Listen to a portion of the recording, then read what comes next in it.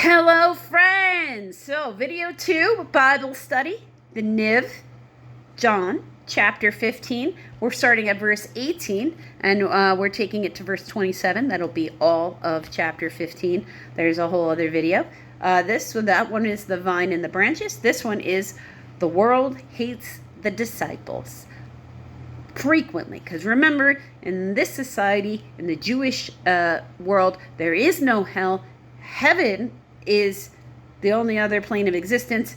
Earth is hell. Earth is where you learn your lessons, so essentially earth is hell.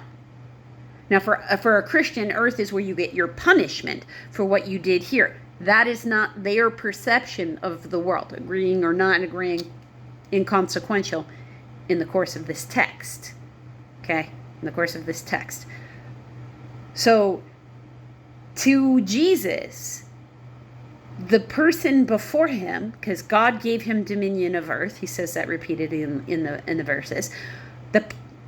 To him, though, when he's coming onto earth, roaming around and healing people and doing those things he's doing, Satan has dominion of earth. He calls him the prince of this plane in several different versions of the text, okay? Because to him, earth is hell, and Satan rules over hell. We all know Satan rules over hell. It's just, in his perception, that's this plane.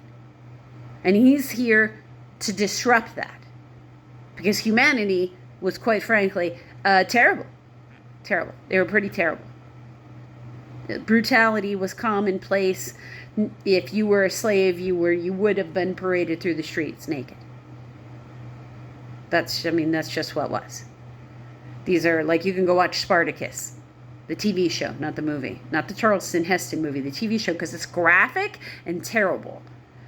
But it's also in the time of Joseph, Jesus' dad, his dad's time. I don't remember who Joseph's dad it was in this moment right now, so I can't tell you that name. But whoever that was, during his time frame. So this would be like the entering stage, is what I want you to understand, that Jesus is coming into, and humans definitely not treating other humans like humans. I mean, there are humans even today that still struggle with treating other humans like they're humans. So it was worse. Further back you go in time, the more brutal it is. That's why I get very confused by all these people who want to make things like they were before. And I'm like, no. That's the opposite of what... The earlier you get in time, the stronger the hold Satan had on the world. So if you're asking to go back to some kind of thing that was like it was before, you're asking for Satan to have more control. Because we have not reached the age yet where Jesus has control over everyone and everything. That is called Revelations. We're not there. Okay? I mean, it's pretty specific and in here. You should go pay more attention, I guess, is what I'm saying. Okay. So, verse 18. The world hates the disciples. My brain is like, of course they would. If this world hates you, keep in mind that it hated me first. If you belong to this world, it would love you as its own. As it is, you do not belong to the world. But I have chosen you out of this world. This is why the world hates you. Your light irritates their demons. You've heard this before, I'm sure, if you're watching these videos. Remember the words I spoke to you. No servant is greater than his master. Correct? If they persecuted me, they will persecute you also. Oh yeah, if you're going to go running around spitting truth to people who are in positions of power who don't want the truth you're speaking to come out. And this is all avenues. It doesn't have to be... All truth belongs to God. All truth. So, he's all about that truth. He doesn't like deception. He doesn't like any of those things. It's not in the love vibration. Those things are out of alignment with heaven.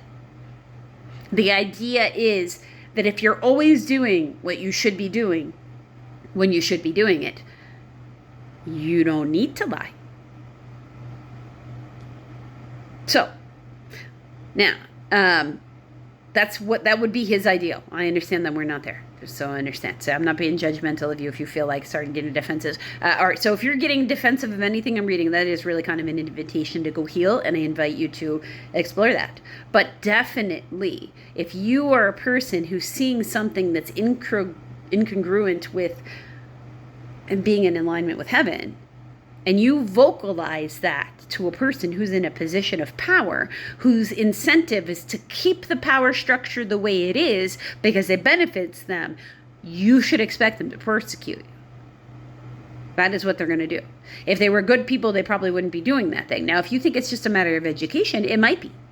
But they're, if they're not in vibration with heaven and you're not sure, you have to be prepared.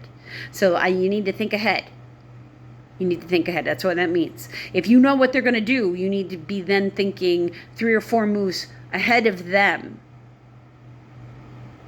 It's called discernment. And God will give it to you if you're in alignment with heaven. That's part of how you know you're doing what you're doing, because He'll help you. If you obey my teachings, they will obey yours also. They will treat you this way because of my name, for they did not know the one who sent me. Okay? If you had not come and spoken to them, they would not be guilty of sin. Now, however, they have no excuse for their sin. See, because you called out something that they were trying to keep hidden. And they didn't have to think about it. They didn't have to think about how they were treating somebody else and how that might hurt them. So expect them to have this explosive reaction of, what do you mean I'm not a good person and I can't just treat people however I want? Which I actually do cover a little bit in the thing before about the perception of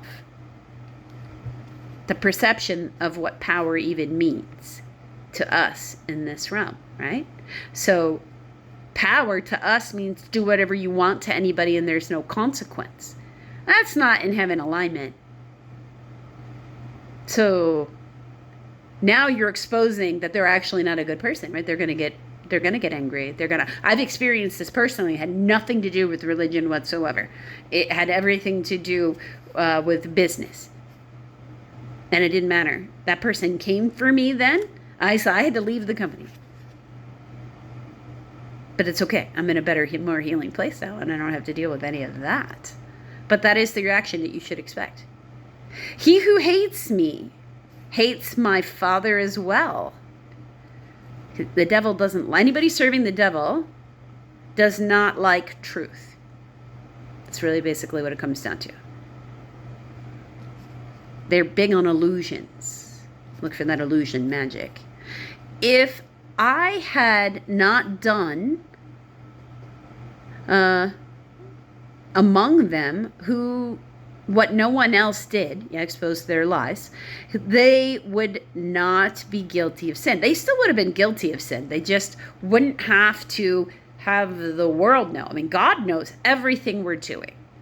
That's why it's a waste of time to try to lie to Him or have any kind of illusions or any rest of the. He can see everything that you're doing. He is the reason when you do something that you're not supposed to be doing, you feel guilty at all.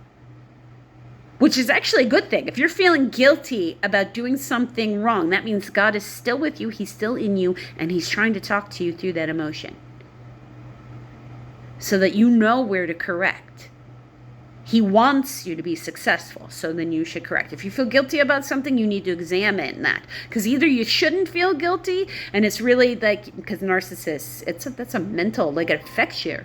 Motion detected. Physically, mentally, emotionally, it affects you negatively. So, careful, right? You might need counseling to get past that because you shouldn't feel guilty, or it might be that you shouldn't have done that in the first place, and that's why you feel guilty. So look at either one, because you may owe somebody an apology. And it's really just that simple. It doesn't have to be some big dramatic thing. If you're willing to show that you're willing to be corrected and treat people differently and change the way you're actively interacting with the world, he then blesses you.